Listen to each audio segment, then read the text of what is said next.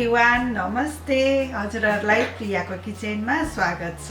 आज चाहिँ मैले हजुरहरूको लागि अलिकति डिफ्रेन्ट किसिमको चिकन करीको रेसिपी लिएर आएको छु। अब बनाउन सुरु गरौँ है। हजुरहरूले मेरो च्यानललाई सब्स्क्राइब गर्नुभएको छैन भने प्लिज सब्स्क्राइब गरिदिनु होला, साथसाथै लाइक कमेन्ट पनि गरिदिनु होला र साथमा रहेको बेल आइकनलाई पनि दाबिदिनु होला है। यो चिकन करी बनाउँदाखेरि चाहिँ हामीलाई सबैभन्दा इम्पोर्टेन्ट हुन्छ, हामीलाई यो व्हाइट सिसमी लिनुपर्छ, अनि क्यास्यू नट चाहिन्छ, अलमन्ड चाहिन्छ र पिनट चाहिन्छ। मैले चाहिँ ड्राई नट्सहरूलाई पिसेर यसरी राखेको छु। यो चाहिँ काजु हो, यो अलमन्ड, यो सिसमी, यो चाहिँ पिनट पिसेर मैले पहिले पिसेर राखिसकेको छु। यो पिसेर राख्यो भने हामीलाई सजिलो हुन्छ। मैले हिट अन गरेर वोक राखिसकेँ, वोक तातिसक्यो। अब तेल राखौँ, आफूले कतिको तेल खाने हो त्यो अनुसारले राखौँ। अब चिकन कति छ त्यसमा कति तेल चाहिन्छ हैन, आफूले कतिको तेल खाने हो त्यो अनुसारले तेल राख्नुपर्छ। एउटा तेजपात लिएको छु, यो पनि राखिदिउँ। अब चिकनलाई राखिदिउँ।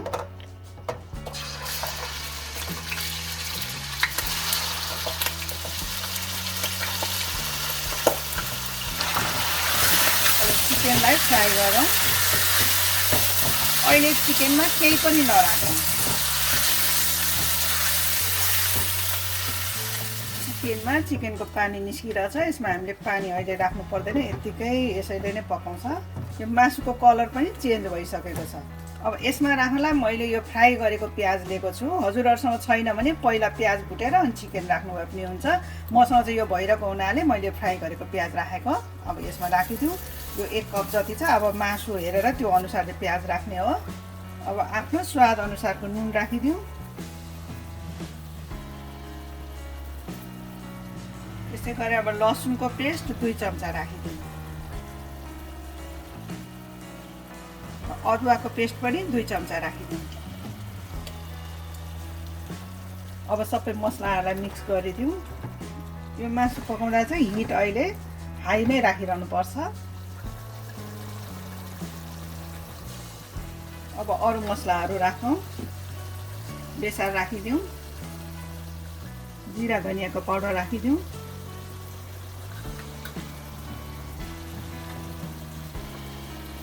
Chilli powder राखिदिउँ। सबै मासुमा मिक्स गरौँ मसलालाई। अब मसलालाई 1-2 मिनटको लागि भुटौँ। अब मैले यो चिकनमा राख्नको लागि चाहिँ टमाटर 5वटा ठुल्ठुलो टमाटर लिएको थिएँ। यसलाई मसिनो गरेर काटेर राखेको छु। मसला राखेर चाहिँ एकछिनमा यो पनि राखिदिइहाल्नु, सँगसँगै सबै पाक्छ। टमाटरलाई मिक्स गरिदिउँ।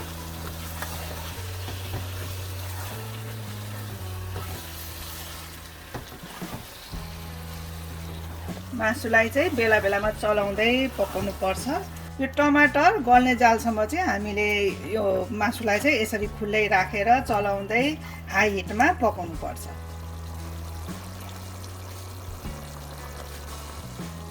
टमाटर राखेको पनि गलिसक्यो। अब यसमा दही राखिदिउँ।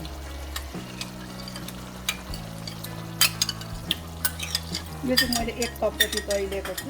अब दही राखेपछि चाहिँ यसलाई चलाइरहनुपर्छ, म त फाट्ने डर हुन्छ।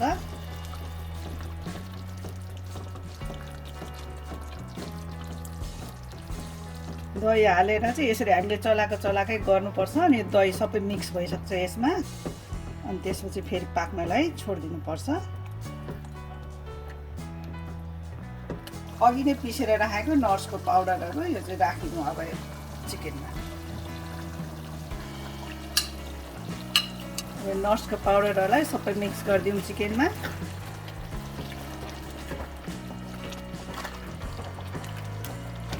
अब यसमा राख्नलाई मैले चाहिँ मिट मसला लिएको छु। हजुरले गरम मसला राख्नु भए पनि हुन्छ, मिट मसला राख्नु भए पनि हुन्छ। यसलाई मिक्स गरिदिउँ। यो चिकन करीमा चाहिँ म यो कोकोनट मिल्क पनि राख्दैछु।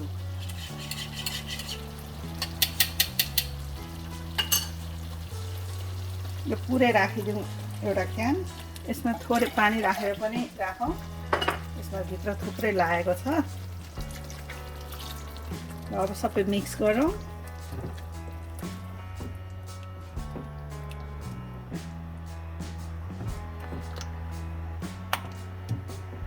मैले पकाएको चिकनमा चाहिँ पानी धेरै थियो र मैले धेरै पानी राख्नु परेन। यदि चिकन सुक्खा छ भने तपाईँले पानी राख्नु सक्नुहुन्छ।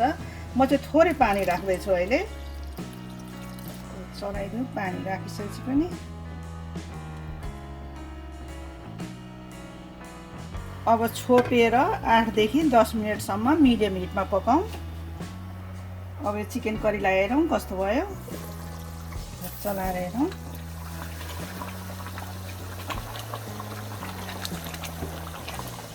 मैले यो 8 मिनटसम्म पकाएँ हैन। अब हजुरहरूलाई कतिको झोल मनपर्छ त्यो अनुसारले राख्ने हो। यो ग्रेभी खाने कि अलिकति रस खाने कि के गर्ने। म चाहिँ अझै यसलाई 2-3 मिनट पकाउँछु, अलिकति रस थोरै घटाउँछु। अब राइससँग खाने हो भने यतिको भयो भने हुन्छ। अब रोटी नानहरूसँग खाने हो भने चाहिँ अलिकति ग्रेभी बनायो भने अझै राम्रो हुन्छ।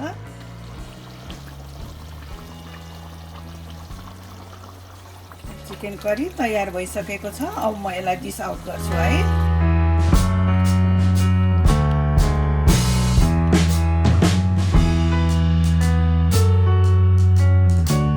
हजुरहरूले मेरो रेसिपी हेरिदिनु भएकोमा धेरै धेरै धन्यवाद छ। बाई।